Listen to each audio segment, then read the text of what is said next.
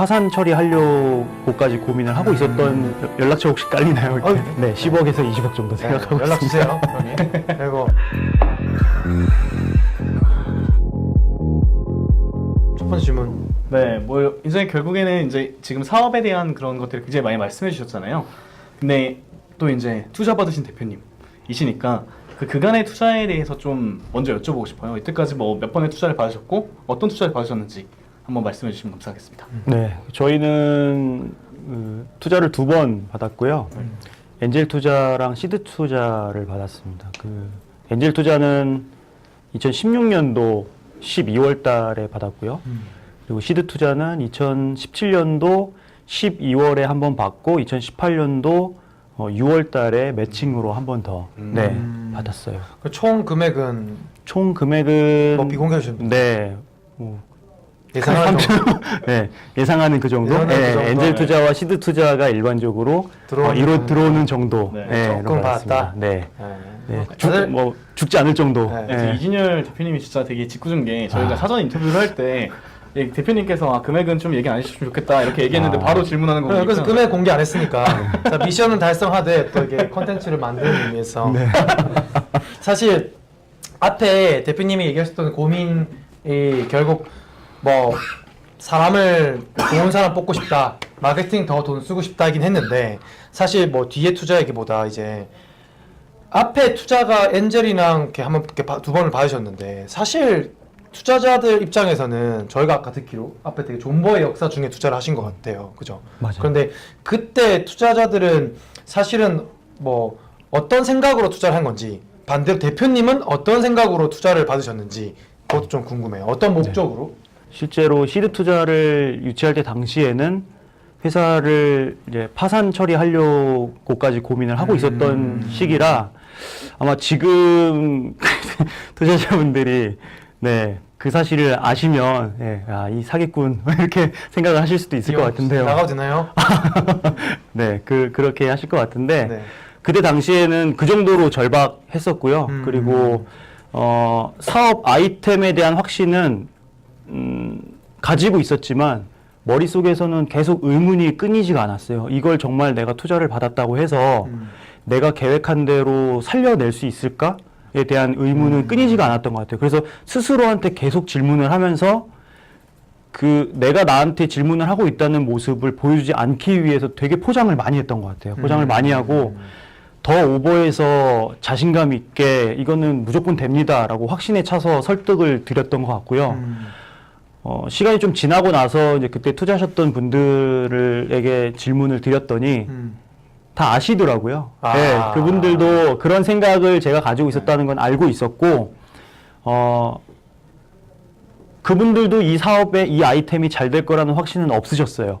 네, 사실 이 아이템이 어떤 아이템인지조차 이해를 제대로 못 하시는 투자자분도 계셨고요. 네, 대신에 그 정도 절박하고 그 정도의 어떤 열정이라면 이 아이템이 아니더라도 다른 아이템으로라도 어떻게 성공을 할 수 있지 않을까에 대한 그 열정에 대한 투자였다라고 말씀을 해주시더라고요. 그래서 되게 감사했었어요. 엔젤 투자자분들이요? 엔젤 투자와 시드 투자 두 분 다? 네. 근데 그래도 투자들이 뭔가 질문이 있었을 것 같은데 뭐 그런 건 없었어요? 뭐 그래도 뭐라도 질문을 분명히 하셨을 텐데. 네. 이 아이템이 나오게 된 과정을 좀 물어보셨고요. 과정. 그리고 그 과정 안에서의 팀이 어떤 방식으로 어떤 의사결정들을 해왔는가에 대한 질문들을 많이 해주셨고, 그리고 앞으로의 계획은 어떻게 되고 앞으로의 생길 이런 문제점들은 예측이 되는 문제점들이 이런 것들이 있는데라고 계속 챌린지를 거시잖아요. 네. 그 챌린지를 걸었을 때 제가 어떻게 거기에 대해서 답변을 하느냐, 그 과정을 보신 것 같아요. 네.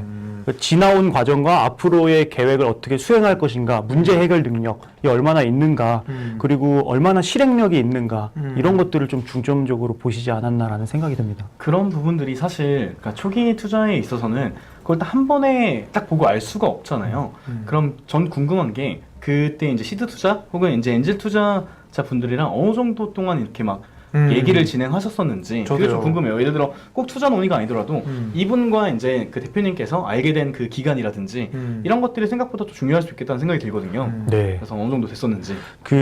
창업자분들이 가지고 있는 일종의 환상 중에 하나는 내가 생각하고 있는 아이템은 잘 될 수밖에 없는 아이템이기 때문에 IR이나 투자 유치, IR을 돌면 금방 뭐 한두 달 안에 돈이 통장에 들어올 거다라는 생각을 가지고 보통 하죠.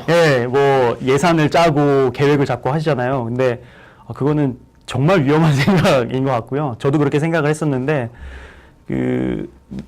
물어보신 것 답변을 드리면 가장 짧은 기간에 투자가 들어왔던 게 한 7, 8개월 정도 걸렸던 것 같고요. 네. 네, 가장 길게 받았던 거는 한 2년 동안 아시던 분으로부터의 그 투자를 받았던 그랬던 것 같아요. 그래서 오히려 제 생각은 이 사업이 자리를 잡아가면 잡아갈수록 그리고 뭐 매출 규모가 커지면 커질수록 오히려 투자를 받는 그런 뭐 실사 기간이나 이런 것들의 기간이 저는 더 짧다고 생각을 하거든요. 왜냐하면 그 단계에 넘어가면 이미 선수와 선수가 얘기를 하는 거기 때문에 우리는 이런 과정 통해서 이렇게 매출 내고 있고 이런 계획을 앞으로 수행해 나갈 겁니다. 그러면 투자자 입장에서도 뭐 딱딱딱 계산기 이제 두들겨 보는 거죠. 그러면 오케이 계산 맞으면 투자 들어가는 거고요. 계산 안 맞으면 뭐 다음 기회에 또 뵙겠습니다 하는 건데 이렇게 금액의 규모가 크면 클수록 오히려 저는 이런 기간이 짧아지는 것 같고요. 초기일수록 더 서로에 대한 확신이 없기 때문에 더 오랫동안 지켜보고서 투자 결정을 내리게 되는 것 같아요. 맞아요. 이게 참 우리는 급하니까 빨리 받고 싶은데 말씀하신 것처럼 특히나 초기 회사들은 보여줄 게 별로 없고 우리 팀을 보여줘야 되니까 시간을 많이 들고 투자를 받는 수밖에 없다는 생각이 들긴 들어요. 그래서 그래도 그 당시 그걸 버틴 대표님 대단하지만 그 투자자분도 정말 대단하시네요. 대단하신 것 같아요. 진짜 대단하시네요. 초기 투자는 진짜 거의 전도하는 수준인 것 같아요. 계속 끊임없이 만나서 설득하고 저를 믿으셔야 됩니다. 저의 아이템을 믿으셔야 됩니다. 막 이렇게 전도하는 수준이라서 이제 전도가 돼서 뭐 믿음이 충실한 그런 상태로 투자자가 변하지 않으면 투자받기 어렵다고 생각합니다. 어떻게 생각하세요? 전도 요즘 많이 당하시잖아요. 그러니까 앞에 그 처음 초기 투자는 그럼 약간 전도의 과정이었다면 이제 뒤에 준비하시는 것들은 약간 그나마 조금 준비가 된 꾼의 이제 그거일 텐데 사실 저는 궁금한 게 아까 앞에 고민에 이어서 그 좋은 사람 채용이랑 그 다음에 마케팅 두 가지 각각 측면에서 이제 투자를 얼마 정도 지금 뭐 라운드를 생각하시고 있고 다음 라운드를 어떤 기간으로 준비하고 계시고 이런 얘기들을 조금 해보면 재밌을 것 같은데요. 일단 먼저 언제 정도 라운드를 도실 계획이십니까? 네, 지금 IR 자료를 준비를 하고 있는 상황이고요. 이제 슬슬 도시는 네, 거죠? 이제 슬슬 지표들이 찍히고 있는 상황이라서 그 지표를 바탕으로 IR 자료들을 만들고 있고요. 본격적으로 이제 투자자분들을 만나기 시작하는 것은 이제 올해 하반기부터 본격적으로 만날 계획을 가지고 있습니다. 얼마 정도 이제 규모는 어느 정도 생각하십니까? 네, 이게 뭐 IR 자료가 확실하게 다 만들어지면 이제 정확한 액수가 정해지겠지만 지금은 한 10억에서 20억 정도 생각하고 있습니다. 보시고 계시니까 투자자분들이 많이. 네, 10억에서 20억 정도 생각하고 연락 주세요. 여기 그리고 10억에서 20억이라는 사이의 그 규모의 투자금은 결코 적은 게 아니잖아요. 그러면 제가 아까 앞서 말씀드린 것처럼 그 단계는 그냥 사람만 보고 이제 대표님이 물론 지금 강렬한 눈빛을 보내고 계시지만 눈빛만 보고 투자할 수 있는 단계는 아닌 것 같아요. 네. 그러면 이제 설득할 수 있는 포인트들이 필요할 것 같은데 예를 들어서 지금까지는 어떤 마케팅 성과를 냈고 그리고 그걸 내기 위해 어떤 과정을 겪어왔고 어떻게 설득하실 예정인지 그런 것들에 대해 좀 질문 드리고 싶네요. 네.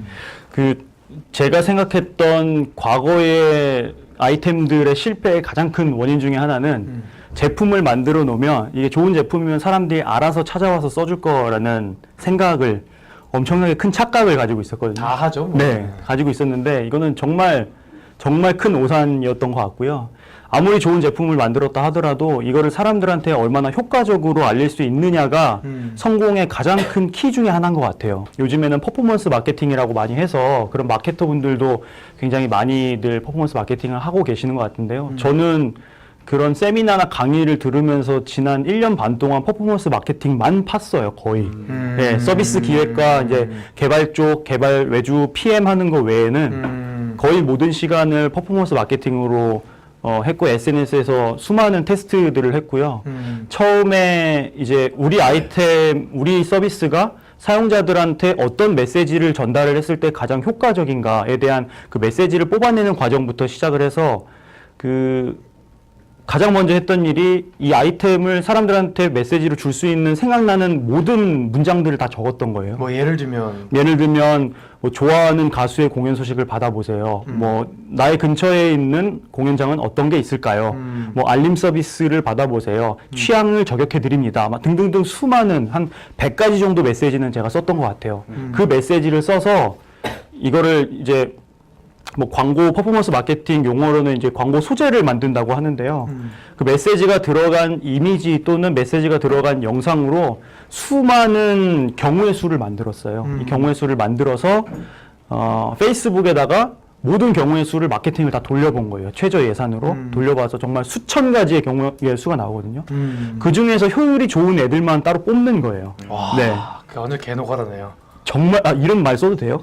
삐 노가다 주실 거예요? 네. 개노가다네요, 개노가다. 진짜 이런 개 노가다를 했고요. 네, 개 노가다를 1년 넘게 하면서 저 스스로가 이제 퍼포먼스 마케팅에 대한 이제 노하우를 조금 쌓게 되는 과정이었고, 그러다 보니까 또 재밌는 거는 제가 생각했던 메시지와는 다른 메시지들에서 사람들이 반응을 하는 거예요. 그러면 이게 반대로 얘기하면은 사용자들이 우리 서비스를 쓰는 가장 큰 이유거든요.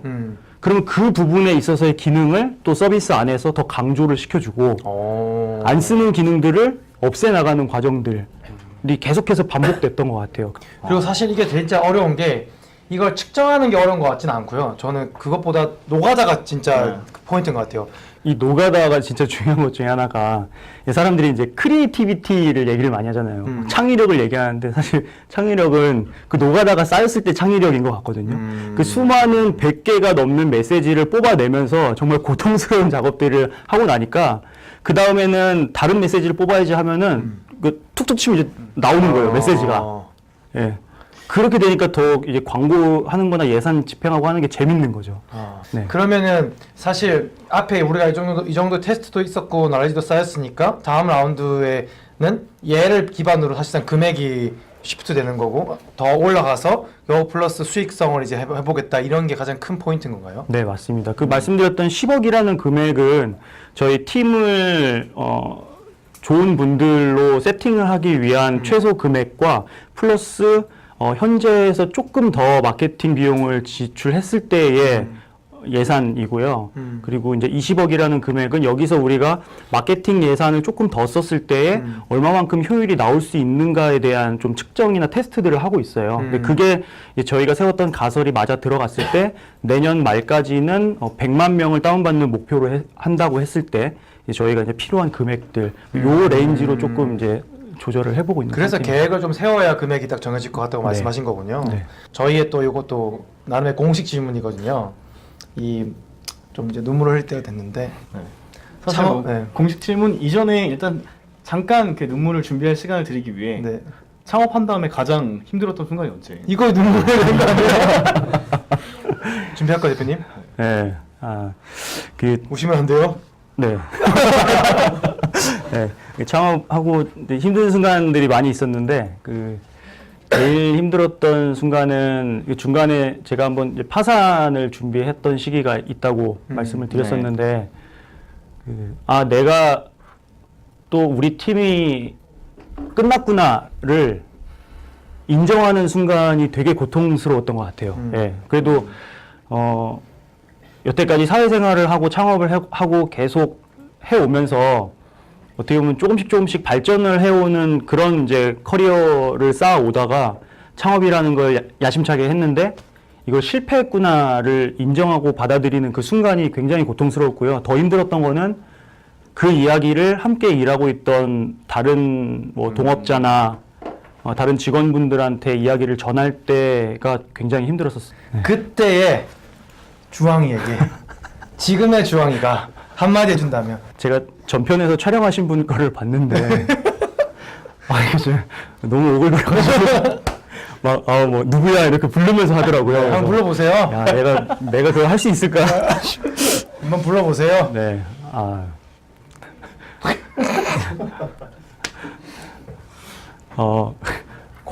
과거의 주황아. 다시 하면 안 돼요? 도저히 못하겠네 이거. 그리고 그 포맷으로 안 하셔도 돼요. 이거 정해놓은 거 아니에요? 아니구나. 편하게 하세요. 뭐 이름이 있으니까. 조항아, 요즘에 많이 힘들지. 그 아무리 힘들어도 그 주위에 있는 사람들한테 너무 까칠하게 굴지 말고 좀 어차피 조바심 내고 서두르고 스트레스 받는다고 해서 그 문제들이 잘 해결되는 건 아니니까 그냥 주위에 있는 사람들한테 너무 까칠하게 굴지 말고 도와주시는 분들한테 항상 고마운 마음 가져가면서 그렇게 잘 버티다 보면 좋은 시절이 올 것 같아. 힘내고 화이팅이다. 박수 한번 칠까요? 이거